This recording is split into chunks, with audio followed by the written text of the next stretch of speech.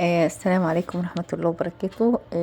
النهاردة الجزء الثاني من المشكلات اللي بتؤدي لأن الخطوبة لا تتم أو لا تستكمل وتصل لمرحلة الزواج.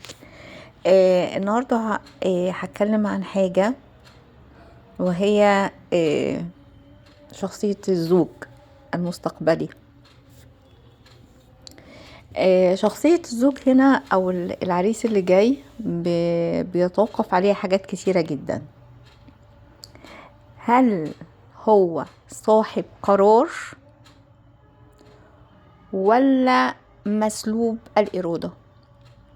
بمعنى، هل انفاقه على الزواج منك بفلوسه الشخصية من كده وتعبه، ولا مساعدات أسرية من الأهل؟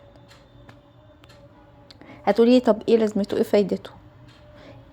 الراجل لما بيطلع فلوسه من جيبه وبيبقى هو صاحب القرار، محدش بيقدر يتدخل في حياته بعد كده ويبقى له كلمة فيه. لما يبقى الأب هو اللي دافع كل حاجة، فبيبقى في سلب إرادة ولو قليل من هذا الرجل، وبالتالي بيؤدي إلى استباحة هذه المرأة. طيب، في ناس بتساعد في زواج ولادها، ماشي، الناس تساعد في زواج ولادها، ولكن شوفي ساعة ما يحصل موقف، رأي مين اللي بيكون قرار؟ رأيه ولا رأي أهله؟ دي نقط مهمة لازم نخلي بالنا منها كويس جدا، علشان الحقيقة واضحة أمامك من الأول. ما تجيش بعد ما تتجوزي وتقولي هو ملوش قرار، هو ملوش رأي أهله اللي مش عارفة ايه وأهله، عشان ما نظلمش نفسنا. انتي بتظلمي نفسك. فرحانة يا حبيبتي بشبكة 100 جرام ذهب ومش عارفة ايه وايه وايه، براحتك، ولكن تبقي عارفة ان قصاد كل حاجة في حاجة هتتاخد منك. تمام؟ هتقعدي في بيت أهل الزوج، أب بني لعياله عمارة ومقعد عياله كلها فيها، ده شيء كويس ومحمود، احنا لا نرفضه، كتر ألف خيرهم، ولكن نحط النقط على الحروف. انت صاحب قرار ولا مش صاحب قرار؟ انا هعيش في شقتي بحريتي، ولا هكون قاعدة مع العيلة كلها في بيت في شقة واحدة وناكله كلنا سوا وحياتنا كلها سوا؟ كل ده لازم تكوني عارفاه ومدركاه تماما تماما تماما. لو ابوه دافع وهو دخله الولد دخله صغير، اعرفي انك هتبقي معاهم، شئتي ام ابيتي هتاخدي على دماغك. تمام؟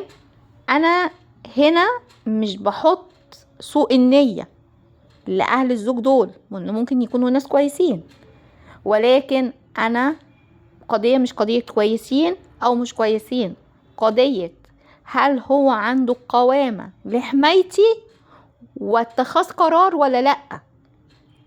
لأن لو قعدت في أي حتة بس هو ليه قرار، هيتعمل له حساب. هل هو معمول له حساب ولا ملوش لازمة؟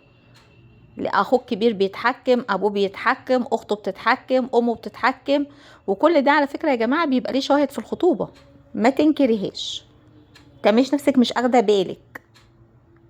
ماما وبابا المهم ده هيتقعد في بيت حلو وعندهم هم، مش عنده هو، مش هيبقى بتاعك، مش حاجتك. فلازم تكوني واعية للجزئية دي، ما تفوتيش ظواهر بتظهر لك في فترة الخطوبة. في بعض اهل الرجل بيعملوا ايه؟ ماشي، هتحسي انه هو بتحبك وبتديكي اللي انت عايزاه وبتمنيكي بأماني كتيرة ومش عارفة ايه وكده، ولكنها او بتحرص كأم او كأخت او كذا ان هي تكسرك قدامه، ولو بالهزار ولو بالتنمر، توجد مشكلة وخلاف ويسيبك 2-3 عشان تكسر متانة العلاقة اللي بينك وبينه. الرجالة ما بتفهمش الحتة دي على فكرة، بتبقى الام هي مسيطرة عليه، بيحبها بقى، لا انا مش هسيبه يحبها وتبقى هي صاحبة القرار في حياة ابني، لا انا لازم اكسرها، تكبر مشكلة ويقوم سايبك لمدة كام شهر، وبعد كده الدعم فيكي ايه؟ برافو، ابني شاطر لما سابها ولا همه عاش حياته، هو هيربط نفسه بأي واحدة، فهي كده بتكسر جواه الارتباط العاطفي بيكي. اما تيجي سيادتك ترجعي له، هي التانية ضمنت ان هو مكسور قدامها، من العلاقة مكسورة بينه وبينك، خلي بالك من الجزئية دي. فإذا عاودتي التواصل تاني معاه والخطوبة استمرت، يبقى لازم تصلحي الخطأ ده، ولازم تشعريه بنفس الطريقة ان انت مش نهاية العالم، تمام؟ وتبقي انت هنا قوية بالله. قوية بمين؟ انا قوية بالله جواكي، مش كلام تقولهوله، شعورك الداخلي هيوصله، تمام؟ لان في اهالي بتحاول ان هي تكسر العلاقة بين الاتنين بالضحك بقى، بالهزار، اصل هي مسيطرة عليك، اصل انت بتحبها، وخاصة لما يبقى في بنات بيحبوا اخوهم جدا، فبيحاولوا يشوهوا هذه العلاقة ويستقطبوا الابن لهم قوي على حساب خطيبته، وبعد كده هيبقى على حساب زوجته. فلو انت مش واعية للجزئية دي وحاولتي تفهميها له، وهو يبقى فيه اخذ وعطاء في الكلام، هيبقى فيه مشكلة بعد كده. فيبقى لازم نكون اخدين بالنا اي حاجة تحصل في الخطوبة نركز عليها كويس جدا. الولد هنا المفروض بتتفقي معاه ان مش كل حاجة بتتقال لأهلك، ان في مساحة خصوصية بينا، حياتنا مش مفتوحة، ولا انت تحكي لأهلك كل حاجة، ولا هتحكي لأهلك كل حاجة، ولا هو يحكي لأهله كل حاجة. الحاجة ما بيننا احنا الاتنين، إلا في الحاجات اللي هي محتاجة قرارات مصيرية.